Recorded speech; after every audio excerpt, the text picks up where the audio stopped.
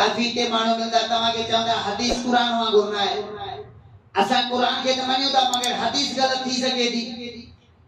त चमण जो मकसद यो आ त जो को चेतो त हदीस गलत थी सके थी यानी वो इंसान भी मुनकर हदीसा ए इयो फितनो सिर्फ आम मानव में न मगर मजहबी रिलीजियस माइंडेड जेके मानव आन जेके दीन से रिलेटेड है उन जो कीदो भी है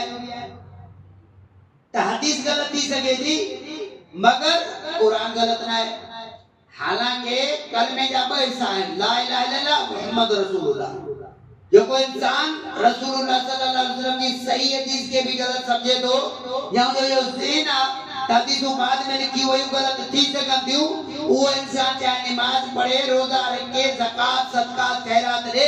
लिहाजा वो मुनकर हदीसा ए इयो फितनो इन माशरे में तमाम ज्यादा है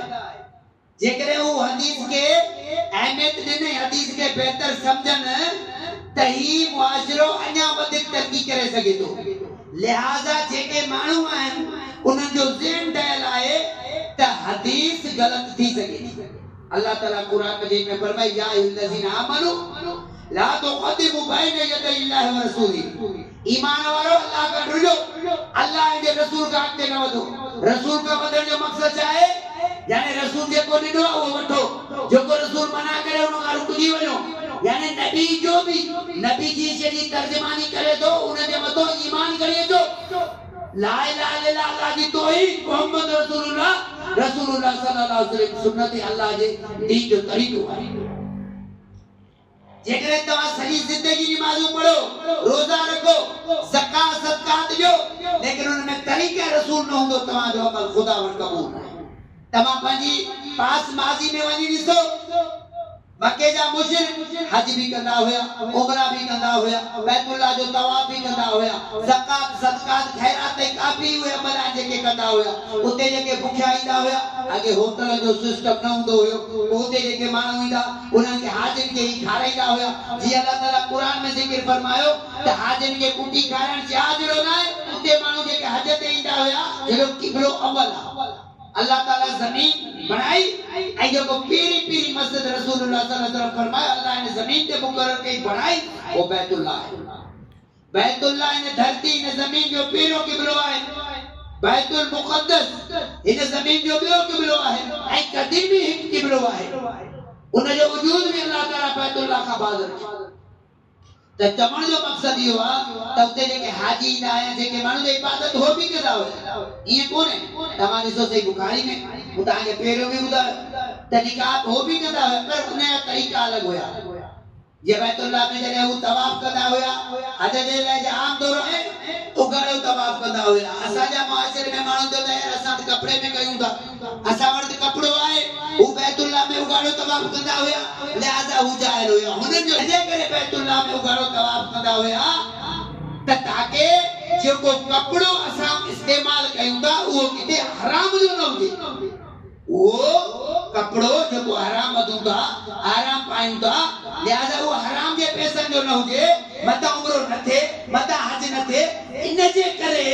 असां के जो को उघाड़ो तवाफ करण खपे विदाउट कपड़े जे ताकि असां जो उमरो हज कबूल करे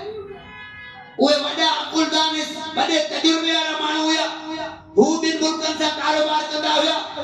लेकिन हू भी यो समझन पिया ॾिसो हाणे तो छा सोचाई इहा सोचाई त भाई जेकरे तव्हां को अमल कयो था त लिहाजा जेकरे उन जे अंदर हरामात हो अमल क़बूल न कयो वेंदो इहो ई जिन उन जो भी हुयो मके जे कुरैशन जो भी हुयो त जेकरे आराम जे अंदर कपड़ो हराम जो हज न थींदो लिहाजा बैतुल्लाह जो गाड़ो तवाफ कयो इनी शय नी फिक्र उन्हनि खे गाड़ो तवाफ करायो बाक़ी हो त ताजिर हुया थोरो कपड़ो उन्हनि वटि हुयो ज्यादा भी हुयो जेके माण्हू अतुर में पंहिंजे जिस्म के मालिश कराए सघनि पिया वेझी सघनि पिया एतिरे क़दुरु पैसो उन्हनि वटि त उहे माण्हू जेको 100 उठ अल्लाह जे नाले ते ज़बह करे सघनि पिया त उहे माण्हू छा कपड़े जो हिकिड़ो टुकड़ो वठी करे बैतुल्लाह जो तवाफ न पिया करे सघनि पर लिहाज़ा उन्हनि कानून जोड़ियो त जेकरे हिते मथां हराम जो कपिड़ो हुजे तंहिंजे करे असांखे त चवण जो मक़सदु इहो आहे अल्लाह जे नबी खां पहिरियों बि इहे ई जेकी क़दीमी या मुक़दस जॻहूं हुयूं उन्हनि जी ताज़ीम कई वेंदी हुई पर उन्हनि जो ताज़ीम तरीक़ो पंहिंजे तरीक़े सां हूंदो हो। उतों जा माण्हू इबादत पंहिंजे तरीक़े सां कंदा हुया। सैयदा आयशा रज़ियल्लाहु अन्हा फरमाई बुखारी किताबुल निकाह में सैयदा आयशा रज़ियल्लाहु अन्हा फरमायो त पहिरियों जी हालत में जेको निकाह जा तरीक़ा हुया उहे कुझु ॿिए तरीक़े सां हुया। हिकु औरत उहा जॾहिं जवान थींदी उनजे घर जे मथां अलम लॻायो वेंदो ऐं पोइ उते माण्हू उहे जवान छोकिरी सां किथे रिवायतुनि में कह किथे लातादाद उहे माण्हू उन सां जमा कंदा हुया ऐं जॾहिं उहा औरत हामला थी वेंदी हुई ऐं जॾहिं उहा जवान थी उमिरि हामला थी वेंदी हुई ऐं बाद में जॾहिं ॿार खे जनम ॾींदी हुई त घुराए उन मर्दनि खे घुराए करे मजाला जो केरु न अचे पोइ ॾिसी करे हुन जे चेहरे खे चेहरे मुताबिक़ चवंदा हिन जो पुटु आहे हिन जो निकाह थियो। हिकु तरीक़ो इहो हुयो जेको असां में राजा एक तरीको दहन माण्हुनि जो हिकु लातादा कि हाइज़ा औरत जॾहिं हाइज़ मां पाक थींदी हुई त उनखे बि माण्हुनि सां जमा करण जे लाइ चईंदा पोइ पीर वली बुज़ुर्ग जो कासेब हूंदो हुन मां जेकॾहिं माना जेको आहे नेक माण्हू पैदा थींदो अहिड़े तरीक़े सां बि निकाह जो उन्हनि वटि सिस्टम हुयो बुखारी में यानी निकाह हुयो पर तरीक़ो बदिलो। रसूलुल्लाह सल्लल्लाहु अलैहि वसल्लम अची करे इस्लामी तरीक़े खे रखियो बाक़ी जाल जा तमाम निकाह रद्द कया त चवण जो मक़सद है त रसूलुल्लाह सल्लल्लाहु अलैहि वसल्लम की अजीम हस्ती का सवा हदीस का सवा इस्लाम के अंदर बाकी केर शे जो को भी वजूद कोन्हे। जेकरे को माण्हू इहो तो सोचे तो कुरान हदीस बराबर ना है या हदीस गलत थी सके थी या कुरान गलत थी सके तो इंतहाई गलत गुमराह। कुरान ए हदीस इहो दीन है। कुरान ए हदीस का बाहर दीन है। ला इलाहा इल्लल्लाह के सॼी जिंदगी पढ़े पर जेकॾहिं मोहम्मद रसूलुल्लाह न तो पढ़े मुसलमान त सबर न कयो छो त जेके भी नबी आया कुरान चए थो वलक़द बासना फी कुल्लि उम्मतिन रसूला असां हर उम्मत में रसूल मोकिलियो थी यानी जेकी भी उम्मतूं गुज़रियूं उन्हनि में नबी आया रसूल आया उन्हनि छा चयो या क़ौम अब्दुल्लाह मा लकुम मिन इलाहिन गैर ऐं मुंहिंजी क़ौम अल्लाह जी इबादत कयो त तव्हांजो अल्लाह खां सवा को भी माबूद न आहे। यानी ला इलाहा इल्लल्लाह तमाम नबी की दावत रही है तो जेकरे को भी मानो ला इलाहा इल्लल्लाह पढ़ंदो रहे जी यहूदी ईसाई वो ला इलाहा इल्लल्लाह पढ़ी सकंदा उन्होंने एड़ी जमातों में आन जेके शिरक न कर लेकिन वो काफिर हैं छो जो मोहम्मद रसूलुल्लाह जे मथां उन जो ईमान न है। काफिर ईसाई हैं जेके चवंदा त ईसा अल्लाह जो बंदो रसूल लेकिन मोहम्मद आखिरी नबी रसूल न है ऐं वो अल्लाह सां शिरक भी नथा कनि उन बावजूद भी काफिर छो जो मोहम्मद रसूलुल्लाह जा मुनकर है ऐं काफी कलमे को जेके कलमो पढ़न भी था मगर उनजो ज़हन है हदीस गलत थी सके थी कुरान गलत ना है लिहाजा ये मुनकर हदीस जो फितनो है लिहाजा जेकरे को एड़ो अकीदो रखे तो तभी वो गुमराह इस्लाम मां है। ऐं अहले सुन्नत व जमात जो इहो अकीदो रहियो आहे त ला इलाहा इल्लल्लाह मुहम्मद रसूलुल्लाह अल्लाह का सवा को भी माबूद न है मोहम्मद अल्लाह जो आखिरी रसूल है। ऐं कुरान ऐं हदीस ये दीन है। कुरान ऐं हदीस कुरान की हदीस का सवाल तो समझी सके ऐं जेकरे को इंसान सिर्फ इहो तो अकीदो रखे तो हदीस गलत थी सके थी वो गुमराह उनके पंहिंजे अकीदे जी इस्लाह करण खपे। असांजो अकीदो आहे त कुरान ऐं हदीस मुकम्मल दीन है। हदीस के कुरान का सवा कुरान की हदीस का सवा न तो समझी सके जी ता नमाज है उन्हें तव्हां जिक्र कुरान में पढ़ो था मौजूद है नमाज कायम के पर किए पर हदीस उन्हें मुकम्मल तरीको रे वुजू तमाम कयो मुकम्मल तरीको हदीस में कुरान मजीद जे बारे में जेकरे तमाम ॾिसो तो कुरान एक उसूली किताब अल्लाह ताला हिन जे अंदर उसूल जिक्र कया ऐं उन उसूलन के मुकम्मल करण वालो मोहम्मद रसूलुल्लाह सल्लल्लाहु अलैहि वसल्लम तमाम कुरान मजीद में वुजू जो तरीको मुख्तसर ॾिसो तो तरतीब कोने मगर उन जे टोण जो तरीको ही कुरान में कोने त मतलब जेकरे तमाम हवा कारज कंदो तव्हांजो वुजू टुटी पवंदो जेके तव्हां पेशाब कंदो तव्हांजो वुजू टुटी पवंदो त चवण जो मक़सद इहो आहे त कुरान मजीद उसूल ॿुधाए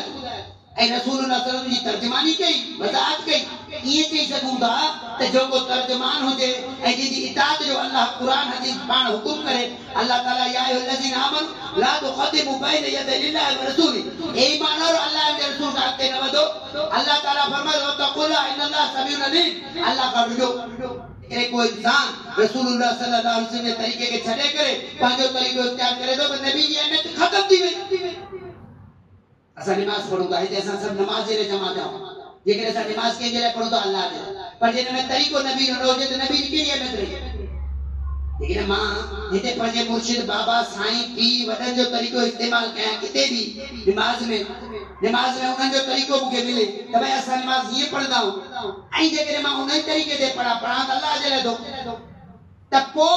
नबी जी अहमियत या माण्हू जी अहमियत में को फर्क न असल में रसूलुल्लाह जे तरीके के फॉलो कर रसूलुल्लाह सल्लल्लाहु अलैहि वसल्लम तो ईमान के मजबूत कर जेकर तमा नमाज हुजे रोजो हुजे ज़कात सदका खैरा जेकर तमा उन में नबी जे तरीके के फॉलो कयो था लिहाजा तवा नबी जे एहतराम में मतो ईमान मजबूत है ई सूरत में अमल कबूल न कयो जेकर कोई इंसान अल्लाह जे खातिर अमल करे पर नबी जो तरीको न होंदो कि अल्लाह ताला कुरान में फरमाए क़यामत जे अल्लाह ताला मीज़ान के कायम करो क़यामत जे मीज़ान कायम कयो है मीज़ान चाहे तराजी हाने तराजी के अंदर जी असा इते ज़हन सोचूंदा वट वगैरह वाटेवर पर इए ना मीज़ान जे अहले जिक्र लिखदा टिन तरीक़न सा हिकड़े अमल के चेक कयो विदो सभिन मां पहिरीं शइ जरे इंसान जो अमल आंदो विदो तो उन अमल के ॾिठो विदो कि अमल केतिरो प्योर तरीके सां अल्लाह जे लाइ कयो वियो यानी अमल अल्लाह जे लाइ कयो वियो या अल्लाह जे गैर जे लाइ जेकर को अमल गैरुल्लाह जे लाइ कयो वियो जेकर को सदको खैरात अल्लाह जे गैर जे लाइ कयो वियो उन जो मकसद खुदा जे गैर की खुशबंदी हासिल करनी हुई तो वो अमल रिजेक्ट कयो विदो जेकर वो अमल अल्लाह जे खातिर पर रसूलुल्लाह सल्लल्लाहु अलैहि वसल्लम जे तरीके मुताबिक ना है वो अमल रिजेक्ट कयो विदो पर जेकर नबी जे तरीके मुताबिक आ के बेजे खुशबंदी जे लाइ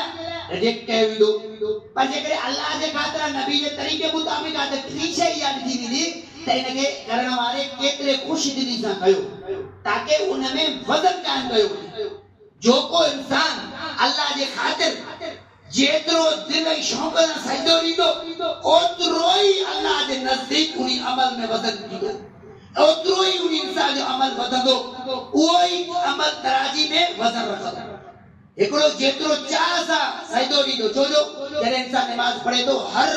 टाइम सजदे में इंसानी कैफ़ियत चेंज हूंदी आहे केॾी महिल इंसान खे दुनिया जा ख़यालात आहिनि त करे इंसान पंहिंजे रब सां जुड़ियो पियो आहे सजदो करे इंसान के दुनिया जा हालात मामलात तवज्जो में त करे इंसान पंहिंजे रब जे आड़े रोए थो हर सजदे में इंसानी कैफियत चेंज है लिहाजा हर सजदे की कैफियत चेंज हुजण जे करे नमाज साॻी मगर उन जो वज़न अलॻि तय कयो आहे जेको मीज़ान त जेकरे को इंसान अल्लाह जे तरीके के छड़े करे नबी जे तरीके के छड़े करे को भी दीन खणी ईंदो क़यामत जे ॾींहुं इस्लाम का सवा बकाया दीन कबूल न कयो